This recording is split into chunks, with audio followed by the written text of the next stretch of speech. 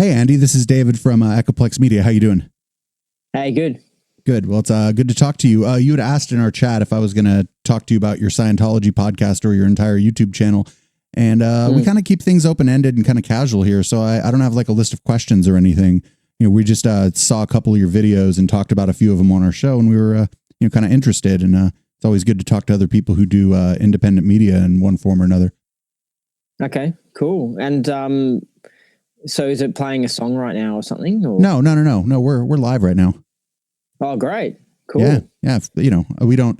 We have a pretty good system, but I don't have the ability to, for example, talk to you while my listeners hear a song. I could set it up that way, but then it just gets so massively complicated that the other people in my organization wouldn't be able to run the system, you know? Yeah. So hello, San Francisco, huh? San Jose, but close enough.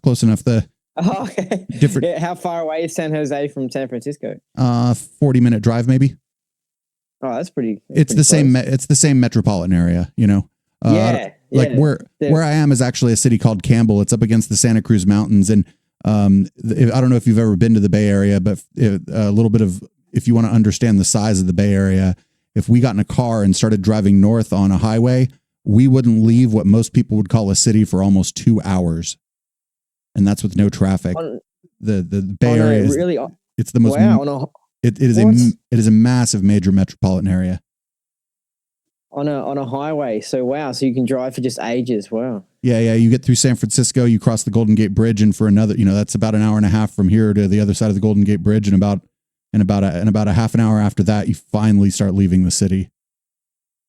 It's interesting, yeah, because Australia's got a lot of smaller cities.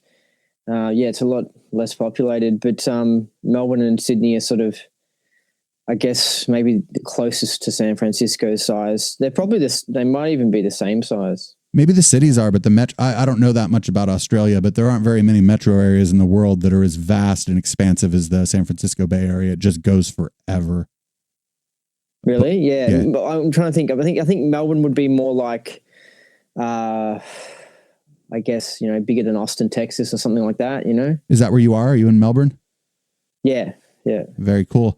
So I don't have a whole lot of questions, but when did you start doing independent media?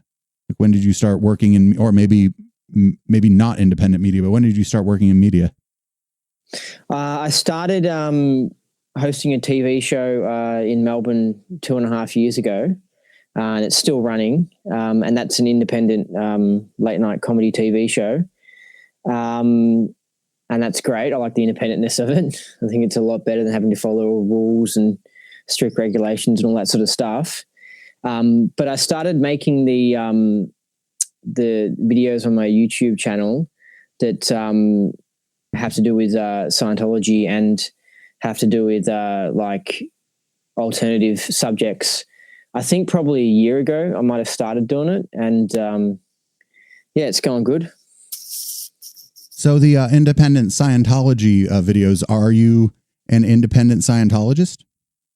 Yeah, it means I'm not part of the church. No, I understand what it is. The one of the terms that people might use is called free zoning.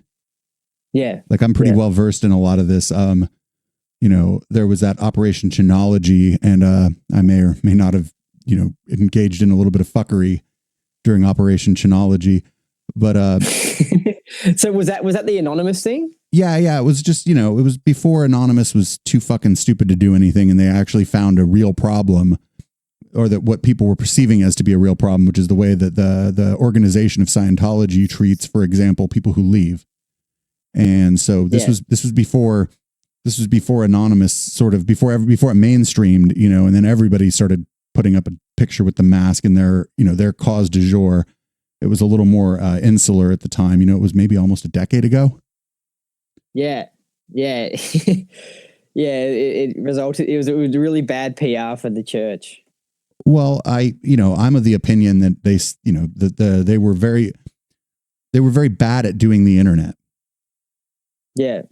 If that makes sense. They it's like they almost built Anonymous themselves, and they caused it themselves in the way they reacted to Anonymous. Like, so the church had a problem with the video that people were sharing around of Tom Cruise winning his medal. Hilarious. Right? Yeah, and instead of just letting it be a little fad that it was, a little viral video, they just started to attack like people and started to try and shut it down, and it had just the total opposite effect. Like, anyone who knows the internet and who knows Anonymous, would know that sort of thing would happen, but they don't know that. It would be like middle-aged women who were wanting to get the video shut down, and it's just like they just created Anonymous pretty much. Yeah, they made it into what it is. So, we found you, full disclosure, we do a show on Sundays where one of the things we talk about is fringe beliefs, Scientology, chemtrails, the earth being flat, these kinds of things that are just like way outside of the mainstream. And we found your video. The video that we found that we put on our story list and pulled some clips from was the one where you talked about Xenu being scientifically possible. We kind of got a kick out of that. Oh yeah, that would have been fun. we got a kick out of that. That would have been hilarious for you guys. Skeptics? It was. Are you guys skeptics? Yeah. Generally, I mean, there's a large group of, not a large, medium-sized group of us that contribute in our own little ways. And if I was going to describe our point of view, we're a good deal left of center, and we generally don't like what's the bullshit. So we don't. We have a frenemy who is a chemtrail activist named Madison Starmoon, and she really doesn't like us. Here's something from our soundboard.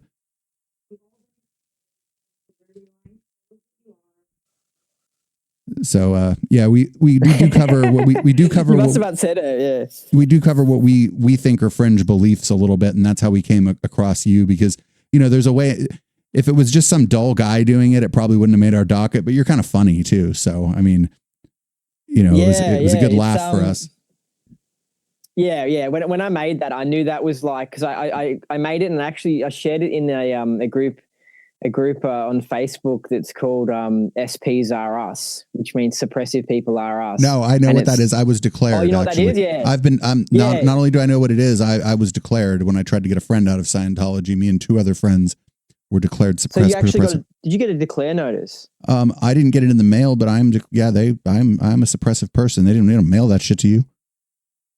It's not not like a trophy or a certificate of completion. I'm I would be in that category as well. Actually, kind of, I'm more in the not in good standing with the church category. Oh no, you're trying to jump in on their hustle. Like, of course you're not in good standing with the church. Mind you, you're not asking for tens of thousands of dollars to let somebody play with a clay doll, but you're kind of stepping on their hustle. Well, yeah. Well, I'm just I understand what happened with the church and how it operates and what happened at the top and everything. And I'm just speaking the truth. But I'm not even that concerned about putting down the church or anything. I just want to talk about topics that are things that need to get addressed in Scientology to try and, fix it up, because it's a great thing. It's one of the best things in the world, without a doubt. I think the problem is that it was people can't understand L. Ron Hubbard.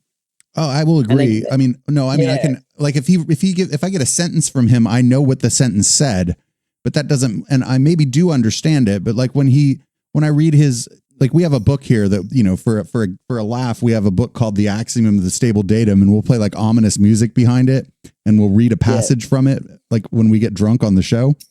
And, and, I understand the words, but no, I don't get it. Maybe it's it took me like 5 years, or it actually took about 6 years for me to understand firstly what the hell is going on in Scientology. That's how complex it is. Right. I'm sorry. I don't mean to interrupt you. Were you ever involved in the organized Church of Scientology? Yeah, that's what I'm kind of talking about. I was involved with that for about 6 years. You there? I'm here. We're just listening. Okay, sorry. No, I just heard a beep and it was really strange. It was your microwave. Maybe they tapped maybe this phone line, this conversation is being tapped by Mr. Miscavige's goons. Yeah, the Office of Special Affairs are like out there. Hey, at least somebody's listening. Yeah.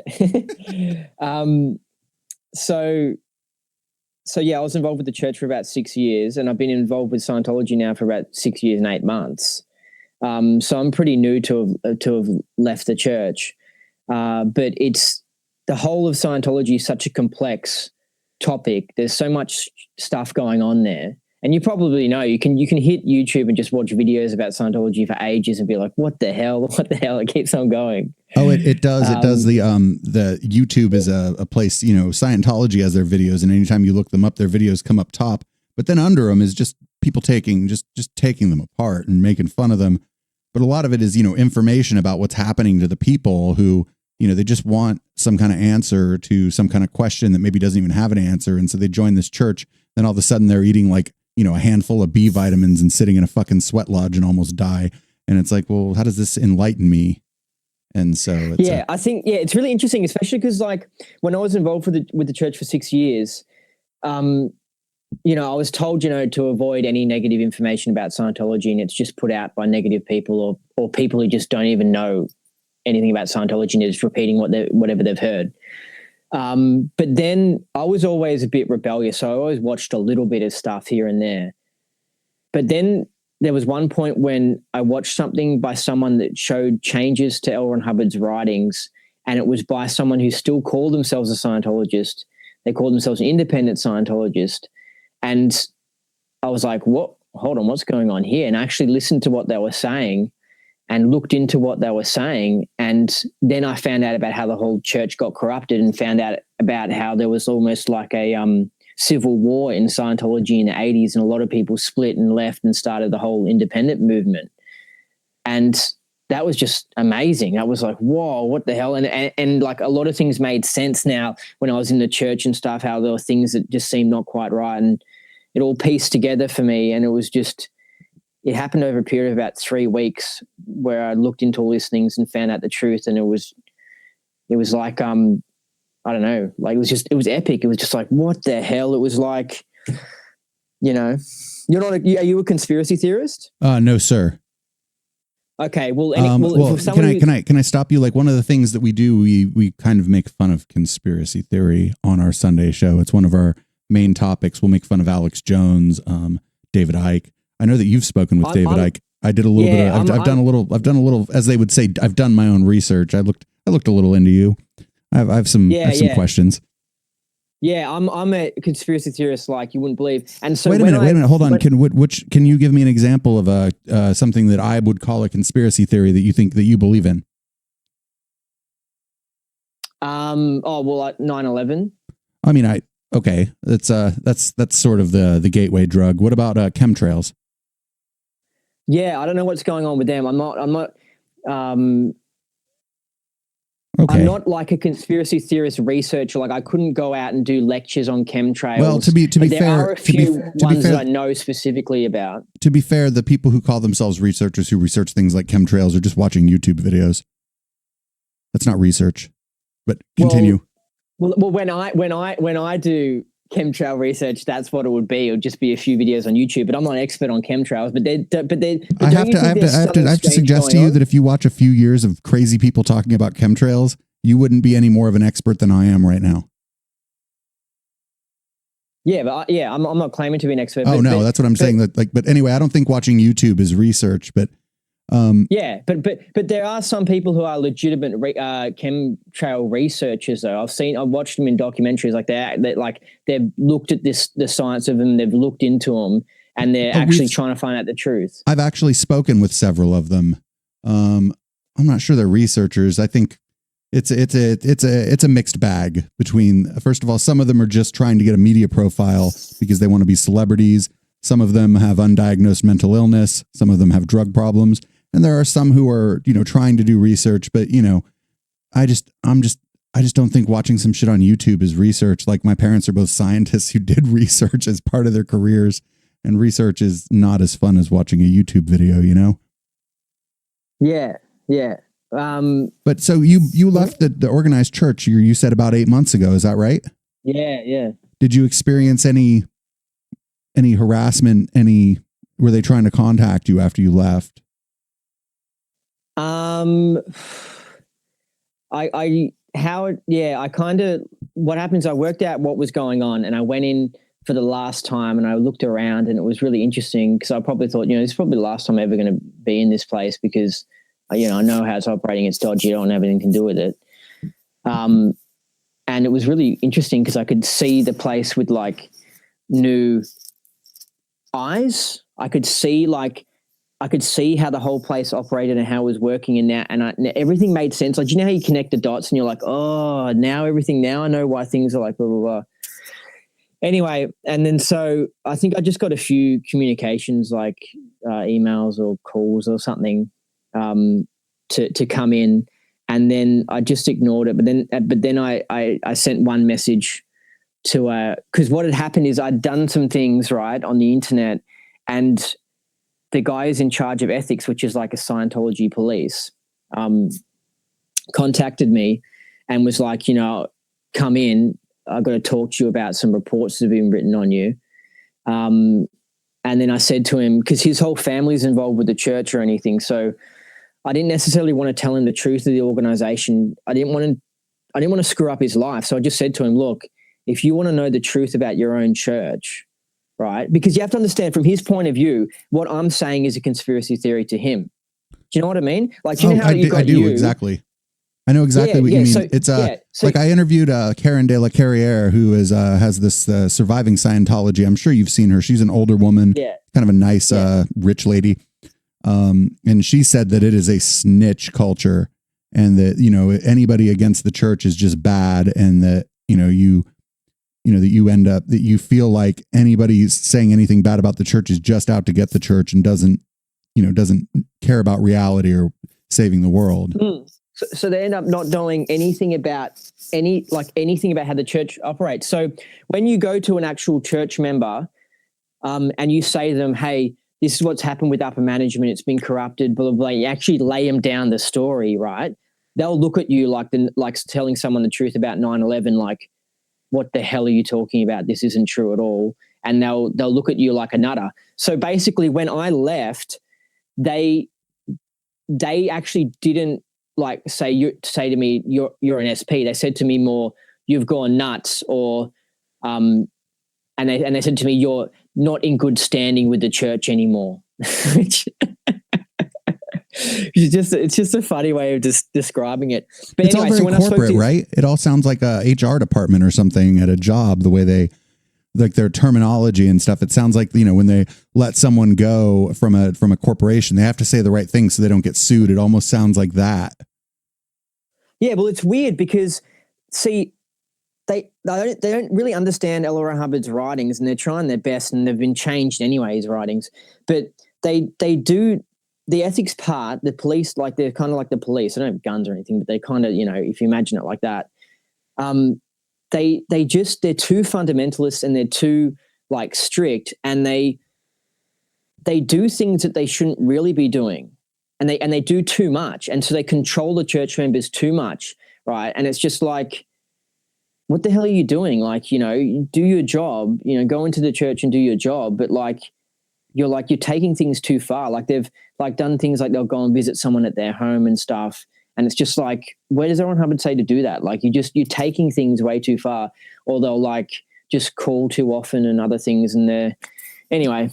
But hold on, there's. I only know what I've read. There is the fair game doctrine, and whether or not the church says they're still practicing it, showing up at somebody's house every day and bothering them, if they're criticizing the church and the fair game doctrine is true, wouldn't that fall under that fair game doctrine that he wrote about? Well, I was talking about a sort of different thing which was just for a normal member, right, and a normal ethics officer at a local church, them visiting you to talk to you about some issue or something, or you got a Scientology teacher in the church, and then them wanting you to come in for a ridiculous amount of hours to do a course. They're all just doing too much. They're taking things too far, and they're being too fundamentalists, Well, no, I understand. But isn't that sort of the crux of the criticism of the organization? Is that everything is just taken to the extreme, and you're not allowed to have your life. if your friends aren't members, or if your friends think it's silly, they don't want you to be around your friends. If your mom thinks it's silly, they want you to not talk to your mom. Like what kind of, like I actually don't like any religion. It's not my thing. But the church across the street from my house, if I'm a member of that church and my roommate's an atheist, they're not going to spend a whole lot of time worrying about what my roommate does or does not believe. And it's just weird that Scientology behaves that way. And it's kind of detrimental to their mission too, because they want to, they think they have the truth and they want to spread the truth, but then everybody thinks they're a bunch of fucking weirdos because that's how they act. And now most people don't want to know the truth because they've been turned off to it by the behavior of the what you called the management of the organization. Yeah, exactly. And this, it wasn't really like this in the 60s and the 50s when it started. It was actually pretty cool. Everybody was on acid. Yeah. L. Ron was alive and doing blow off of a hooker's ass on a yacht. Of course it was cooler. I mean, if that's your leader, I mean, I might have joined up if L. Ron was like, hey, do cocaine off this hooker's ass. I'm like, all right. I'm like, yeah, Zeno. Okay, I don't know what to say to that. The guy was a partier. The guy's a partier. I probably would have hung out with him. I just wouldn't have joined up. Yeah. So what's Scientology like? Because independent Scientology isn't like that. See, it's different, right? Right, because there's no power structure, right? There's nobody's. There's no org. Nobody's in charge. Yeah, and it's got more people who are more like wanting it to be better and not as Nazi and stuff. But basically, the church is run by a guy that's a really, really hardcore, strict sort of Nazi-esque type of guy. Yeah, it's David Miscavige. David Miscavige. He's hardcore. Anyway. Like I if my listeners don't know, David Miscavige took over the church when L. Ron Hubbard died. And I don't know that much about it, but there was a bit of a controversy because there were other people that thought that they would be taking over the church. And after he took over, he is just sort of ruling with an iron fist, and he's made the organization more paranoid than it was to begin with. Yeah, he's pretty hardcore. And so what they need to do is they need to stop being like these. It's like similar to the Christians as well. It's like it's cool to be a Christian, but not to be like a nut Nazi Christian, not to be like, It's just with anything, you shouldn't be like, and that's actually why I'm against skeptics and against people who are anti-religion, because they're like anti-religion in the other direction. Well, but I'm a skeptic and I'm generally against religion. But one of the people who does our show with us is a Catholic. I mean, I just think that it's silly and nonsense. It doesn't mean that I think the people are bad or that I would, actively seek to discriminate against them. I just don't believe what they believe. And, and I'll take the piss out of them and make fun of them if they fucking start talking their religious shit at me. Like I need to know it because I don't need to know that shit. But yeah, I am a skeptic. I'm a very hard skeptic and I troll How fun is it, by the way? To troll? Yeah. You wouldn't know how fun it is to troll. Come on now. No, I'm saying what you do is Andy, what you do is a little bit trolly too. Yeah, no. I know it's fun to troll. Like I was saying like how fun, as in it was a rhetorical question. Oh, I thought you were asking how fun it was for me to make fun of Madison Star Moon. I recently did a session trolling. I really don't do it that often, but on Friday I did one with a friend, right? Because we came across a Melbourne Scientologist who had a social media business. But he was pretending, he was trying to make the business look like it was like this huge company. And it was ridiculous watching his videos and him talking, and like it was so ridiculous. And so we had a bit of fun trolling him with that. Well, yeah, I don't know if I would troll a local businessman. I like to set my sights a little lower. A lot of my listeners might want me to ask, are you for real or are you trolling? With me? Yeah. I mean, if you were trolling, you wouldn't answer me, but like there's a good portion of my listenership that upon seeing your videos about Scientology, they think that you're trolling. Yeah, I get that all the time. I get it with any like with my comedy and everything. Because like it's almost like anything I do, right? Because I'm a comedian, right? It taints anything that I do, so you don't know if I'm being serious or not. And then intentionally on top of that, I'll do something like I recently I recently did talked about Scientology with my top off, right? And that was just a little bit of a joke. And that was, I don't know what you call that, a little bit of a troll, but I was being serious in what I was saying. But I added that little element to it, right? That just makes people like go, well, that means maybe his whole video is just a load of shit. Like maybe he's just trolling the whole time. Well, my audience is probably a little more paranoid about that because we have encountered other people who claim to have fringe beliefs who we have our doubts about whether they're sincere or not too, because there are people who will,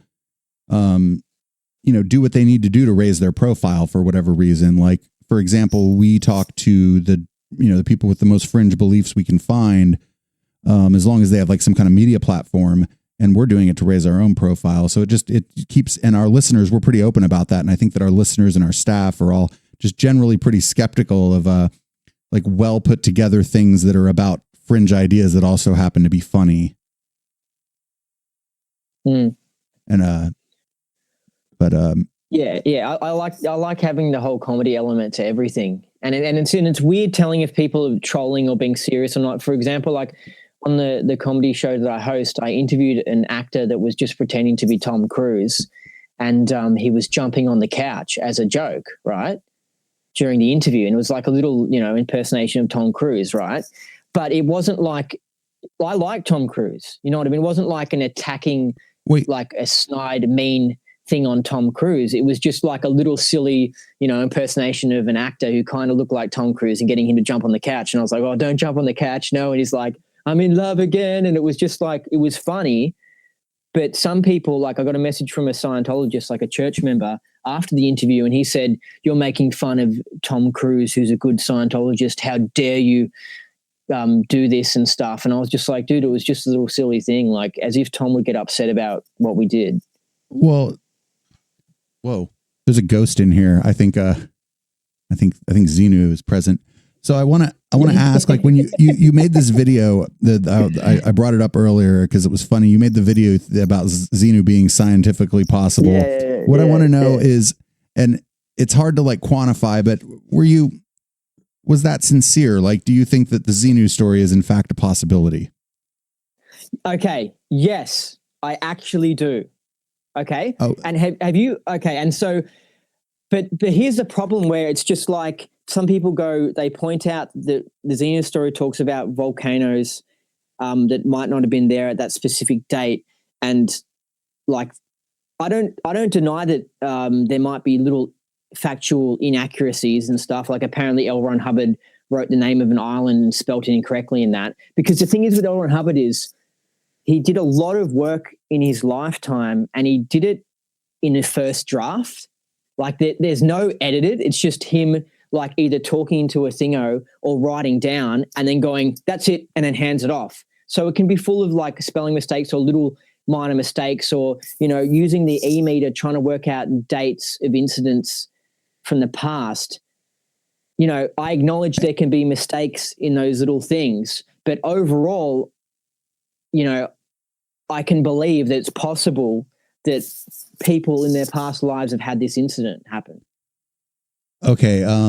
There's a lot to unpack there. But I thought you'd say that. Yeah. Yeah. But there was, like, I don't know how the universe was created. So therefore all possibilities, I suppose, are open, but the Xenu story, it seems about as likely as the creationism story. In fact, it seems like the same story. Yeah, well, I'm not sure exactly how, because I'm not exactly trained on the e-meter and all that sort of stuff, but apparently this is how it kind of goes down. You audit someone over instances in their past, and then many people have the same past life memory, and these are people who haven't read similar materials or anything. So let's say you audit Joe Blow and how do you say Sanjo Hayes? Your Hayes. San Jose, right? I can't hear you that well. Sorry, I was getting a beer. So you audit someone in San Jose, then you audit someone in New York, then you audit someone in South Africa and London, and they randomly during the session mention something about volcanoes around 70 million years ago, and you go, what the hell? Why are all these people talking about the same thing that happened to them, like that could have happened to them or something? But it's weird that they're imagining or creating the same story. And you're like, well, is this true? And then you keep on asking more and more people, and you go, wow, it does seem like that the people on this earth have something in their previous lifetime that involves something, 70 million years ago. So I don't know, that's kind of how it's calculated, I guess. And then L. Ron Hubbard at the end of that says, I announce it as truth, this is what happened 75 million years ago because of the evidence. Okay, so it's not 13 trillion years ago? No, apparently the Xeno thing was about 75 million years ago. Give or take. Yeah, it could be 70. I think it's 75. I think that sometimes you see that. I remember seeing the church advertisements that was like, come in and do OT3 and handle the thing from 75 million years ago. How much does it cost of the average person to get to OT3, would you say? I would say if you're lucky, 75 grand. If you're like average, maybe 120. And if you're unlucky, could be 300 grand. To get to know the Xenu story. Yeah, but it's like, it's not that they're doing the levels before it, not just so they can do the Xenu story, but they're doing the levels before it to get the benefit of that level. So like, even if they stopped before they got to the Xenu story, they could be happy and have liked what they got. Well, I mean, to spend that much money, you would be happy and liked what you got. Did you ever have to do the purification? Yeah, I did that. Yeah. How did your body feel during the purification rundown? When I did it, right, there's this thing in Scientology that's called PTS, and it's when you're having a bit of a rough time in your environment. Probably because you just gave them 30 grand. You're like, no, I don't have any money. They're like, well, here, do the PTS. So I find your comments funny, by the way. Oh, well, you were laughing. I was hoping you weren't just like my paid audience. Yeah, no. Sorry. I'm laughing from the point of view in that you're a real classic skeptic, or like classic, the original. Yeah. You're like, yeah, anyway. I'm like first wave internet skeptic. I'm not second wave internet skeptic. I don't hate bitches, and have a Pepe the Frog is my thing. Continue. I reckon it'll be fun. Can you do something? Oh no, I don't want to. Yeah, of course. Anyway, it's an open forum, man. I've been running the show and asking the questions. You got something you want to ask me? You go ahead. I could send you to a Facebook page and a YouTube channel, the one I was checking out 2 days ago. Can you send me the link after the interview? I'll send you that, because I'm just saying, if you want to troll, you will just love it. I'll invite friends. But I don't know if you'd find it as funny as. Well, anyway. Well, no, we probably do. I got to say, there's a lot of stark differences between you and myself. We may have different targets. You're right, but no, I forget where the fuck we were. This guy's so blatantly ridiculous that like you'd probably make the same points that I was making. But what was really funny is me and my friend, we just trolled a little bit, and my friend actually stopped and goes, "No, this is actually wrong. This guy is actually, mentally retarded." You know what? I don't really use that as a barometer for whether or not I should troll somebody with a YouTube channel. If they got a couple hundred videos and they got some unaddressed problems, man, that ain't my problem. Yeah, that's what I was wondering. I was wondering did you have a point where you stop? Oh yeah, if it's no fun anymore, or like the other thing is like I don't actually. What if you came across someone who actually was not quite right in the head, and like would you actually go, oh, I shouldn't write this? No. I don't know, because I don't know. Like, I don't even know if you're right in the head, and I'm talking to you and recording it and going to release it. Like, I mean, what if you okay, saw hold on, Andy, stop, Andy, stop. We're having a little bit of fun, right? And if it turned out that you weren't right in the head and I still released this and people had a laugh, maybe your people who like your show liked it and the people who like my show liked it, then it doesn't matter. You know what I'm saying? Yeah, it's fine. Yeah. But what if you actually watched some stuff by a guy and he actually exhibited symptoms of having brain damage? Oh, we call a guy like that regularly. His name is Michael J. Murphy. Really? Yeah, he's he did the video. You may have seen it if you think that you are a chemtrail believer. It's called "What in the World Are They Spraying?" If not, you should watch it. Hold on. I've spoken with Michael Murphy. Too close to home. I've spoken with Michael Murphy, and the dude is fucking off his nut. The dude. Hold on. Does he actually come across as brain damaged, or just a crazy conspiracy theorist? Because no. I don't think that it's. I think that he has. For a long time, he was probably taking some kind of medication, and now he's off it. And he's lost his fucking mind. You know the guy, right? You know who I'm talking about. I think I've seen his documentary. You're calling this? It's a stretch to call "What in the World Are They Spraying" a documentary, Andy. It's a bit of a stretch, just because it's on YouTube and has ominous music and some titles on it, and some guy going in 1998. That's not a documentary. It's a fucking chemtrail propaganda video.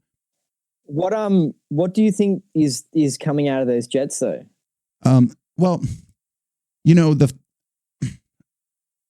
so when you burn jet fuel, one of the byproducts is water, and the air is cold and relatively dry compared to the hot, wet air. We'll call it air. Jet exhaust contains other things. You know, there are other byproducts from burning kerosene-based fuels, but the water in that is hot and humid. And if the air is dry, the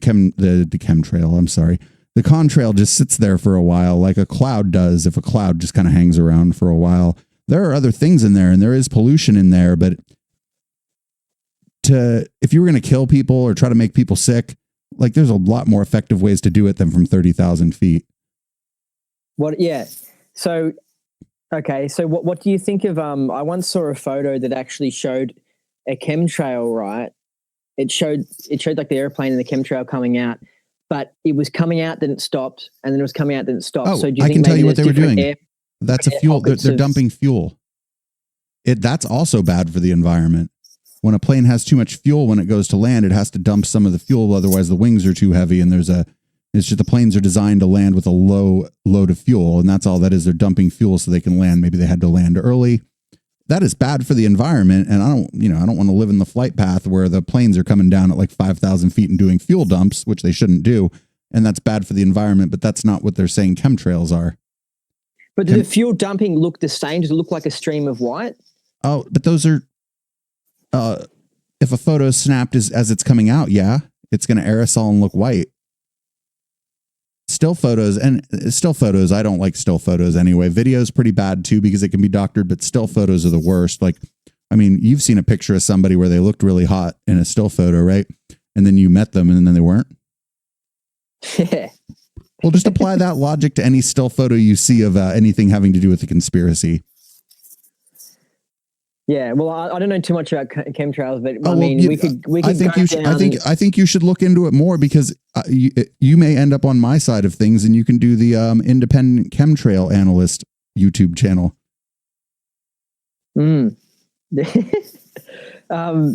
So what were we talking about before this? Oh, it's fine. It's fine. We're having fun. I was asking you. No, seriously, if you came across someone who actually looked like they had Asperger's or Down syndrome, would you troll them? Oh, no, not unless they had a public profile, some kind of public persona. I don't really go and just troll people on their personal page. Like it's mostly public figures, or mostly public figures if I'm trolling. Like people as long as they've got a decent amount of views, like if they've got 3 views, you wouldn't troll them. There's no reason to. I mean, unless they come commenting on my shit or some shit that I see in my feed. No, I'm not going to actively seek out like some house husband or housewife somewhere who just happens to think that magic crystals heal things. Now, if my friend is saying that like they have a stomach ache that they've had for 3 days and like everybody else is telling them to go to the doctor, and then some person comes on and is like, here, try this crystal, I'm going to tell them to shut the fuck up and tell my friend to go to the doctor. But that's not even trolling. You're just looking out for your friend's best interest in that case. But no, we go after, and on this show, we go after people with a public thing. Like, you know, you have your own we're not going after you. You're actually nice and somewhat funny.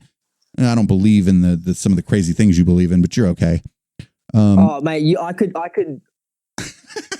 could discredit myself epically by saying what I actually, because not only have I been looking into the whole of Scientology and what actually, firstly, if I told you the conspiracy of what actually happened with the church, you would just be like, what the? You would be like, what then? We can do like a Radio Lab style discussion about what actually happened to the church at a later date. I won't be like 5 beers deep, but I would love to do that.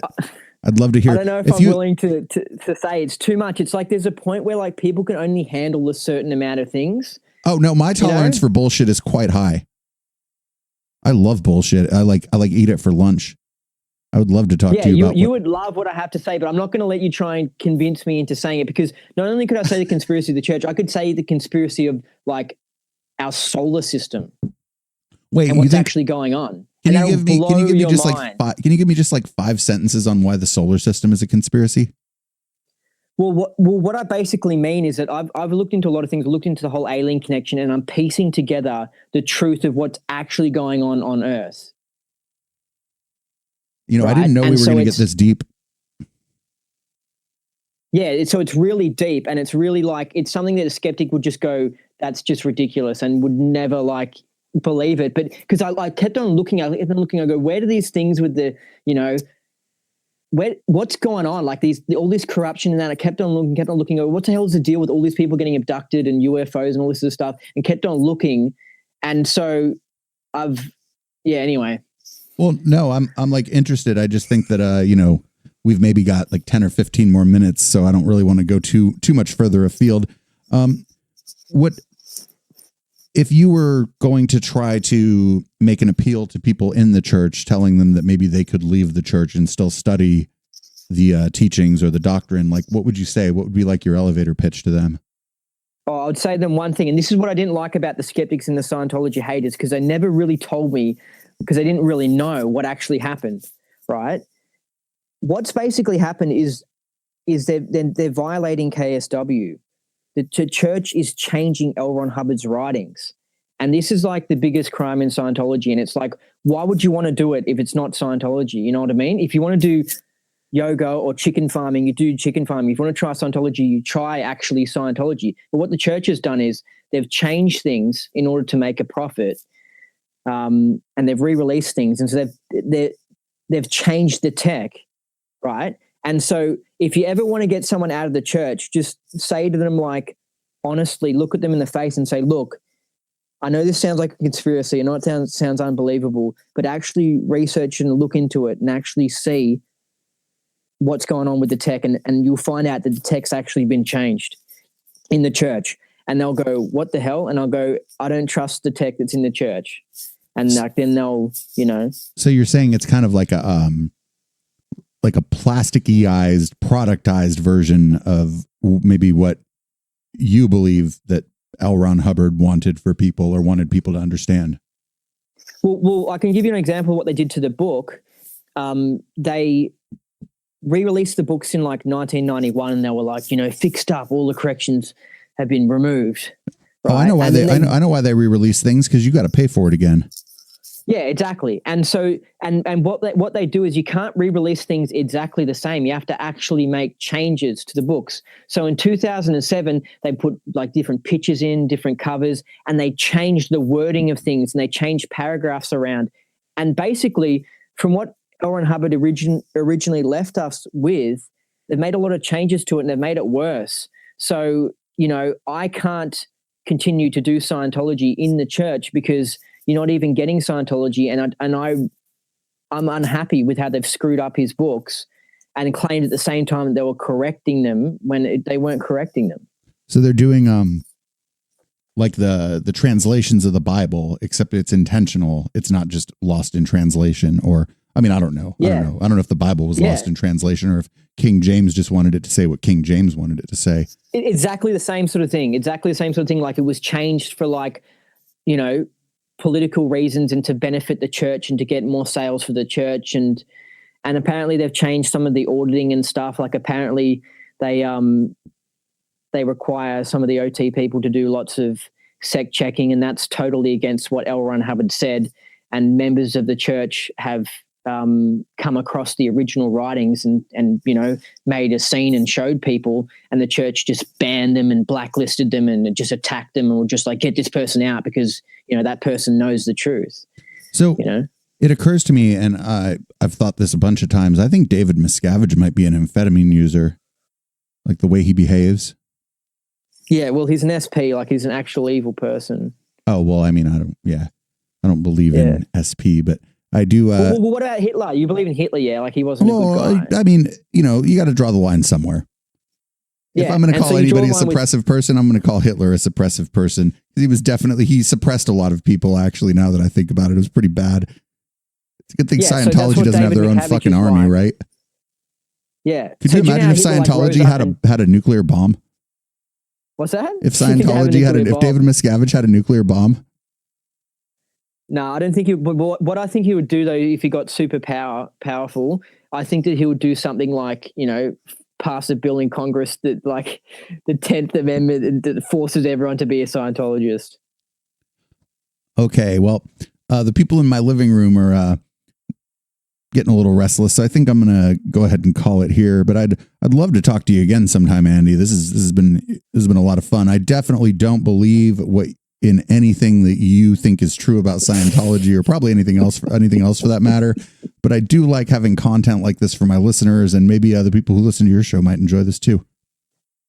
Yeah, it's different. It's interesting, but I don't know. I can tell you as a person where it would never agree on anything. Oh no, we probably do. You like weed? No. Do you like alcohol? No.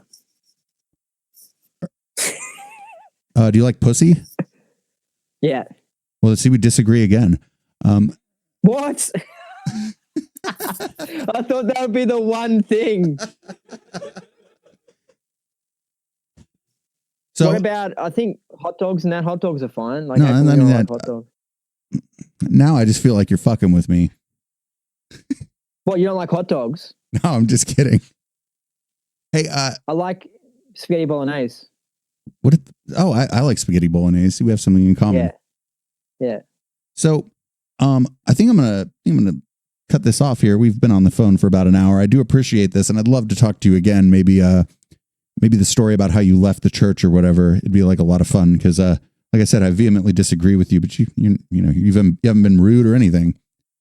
It's amazing. I think what we need to do is, because like we can go off onto anything, right? I think we've got to avoid that. So whatever we talk about, because I think it's something to do with, I think it's because you're a skeptic, right? So so when I say something like it's like you have to handle something that you disagree with that I say, and it takes off onto something else. No. I don't have to, if you knock out like 6 or 7 truth claims in like 10 seconds or 20 seconds, I ain't even gonna try to address all of them. I don't do that. But I don't mind that it goes off on a tangent. You're a funny guy. Like I said, I think you're fucking a little bit loony, but you're a funny guy. Yeah. Looney Tunes. I think, so whatever we do, we just have to say this is a topic and we have to stick to it. Oh, okay. We'll try that next time. Yeah. And then it would actually be a proper interview about a certain thing. All right. Well, thanks for helping me practice. Next time we'll do a proper interview. This is Andy Nolch. He hosts the Independent Scientology podcast, and you can find that on YouTube. Can people find it on iTunes or Stitcher or anywhere else? Yeah, on iTunes, and my Scientology rants are on YouTube as well. And if you just want to see some comedy stuff, check out the Kink TV show. Just search it. Well, very nice. Well, thanks for coming on, man. It was fun. Thanks for having me. See ya.